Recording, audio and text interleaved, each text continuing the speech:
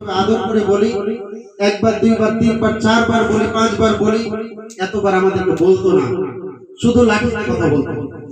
আল্লাহর কসম করে বলছি, এত শুধরে দিত না যতটা আমরা শুধরে দিই, শুধু লাঠির কথা বলতো। যার কারণে প্রত্যেকটা ছাত্র আমার চোখে দেখা ওই হুজুরের কাছে পড়েছে। অধিকাংশ ছাত্র 4 ভাগে 3 ভাগই ছাত্র দিনের খাদেম হিসাবে দিনই কাজে লেগে আছে।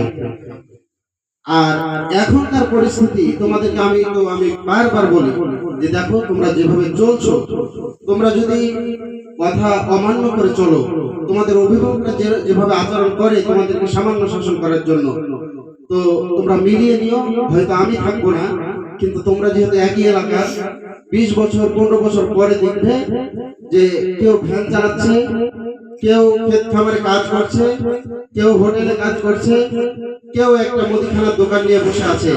কিন্তু যেই কারণে, যেই আশা নিয়ে মা বাবা তোমাদেরকে মাদ্রাসায় ভর্তি করেছিল, এই আশা পূরণ করতে পারবে না, ওই লাইনে কেউ থাকতে পারবে না।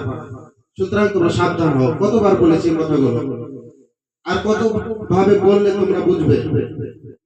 আজকে বাহির থেকে মেহমানরা এসেছে, উপদেষ্টা মন্ডলী এসেছে, তোমাদের অন্তত আজকের দিনটা সুশৃঙ্খল হয়ে চলার দরকার ছিল। এমনিতেই তো আমরা 24 ঘন্টা নিয়ে থাকি, যেভাবেই হোক তোমাদের ছোট, তোমরা তোমাদের জ্ঞান গরিমা কম, এটা বুঝাই আমি তোমাদেরকে, আমরা শিক্ষক মন্ডলীরা একসাথে নিয়ে থাকি, যেভাবে নিয়ে থাকা দরকার।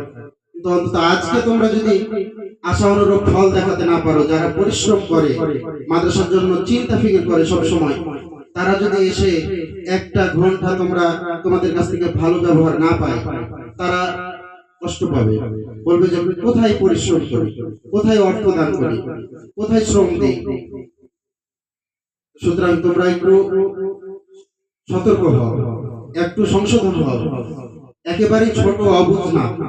তোমরা কিন্তু দুনিয়ার অনেক কিছু বুঝো, তোমাদের মতো বয়সে আমরা বুঝতাম না।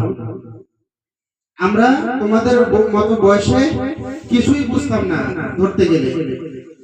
তোমরা যা কিছু এখন বুঝেছো, আমরা 18 বছর 20 বছর পরে বুঝেছি, বয়স হওয়ার পরে। অথচ তোমরা এখনই সবকিছু বুঝো। তোমাদেরকে কন্ট্রোল করা কঠিন, এবং অভিভাবকের কাছ থেকেও শাসনের অনুমতি নেই, বাংলাদেশের প্রেক্ষাপটেও শাসনের অনুমতি নেই।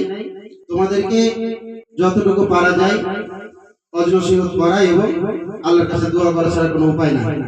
আর বেশি উশৃঙ্খল হলে ভেবো না যে শাসন করতে পাবো না, তোমাকে তেল মালিশ করে রেখে দিব, এটা কখনো ভাববে না। পিতামাতাকে ডেকে সুন্দর মতো বুঝিয়ে দিব যে দেখেন, আপনার একটা উশৃঙ্খল ছেলের কারণে বাকিগুলো নষ্ট হচ্ছে, সুতরাং নিয়ে যান, অন্য কোথাও দেন, না হয় কাজে লাগিয়ে দেন। মাদ্রাসার পরিবেশকেও নষ্ট করবে না। তোমার একার কারণে আরো 10 জন ছাত্র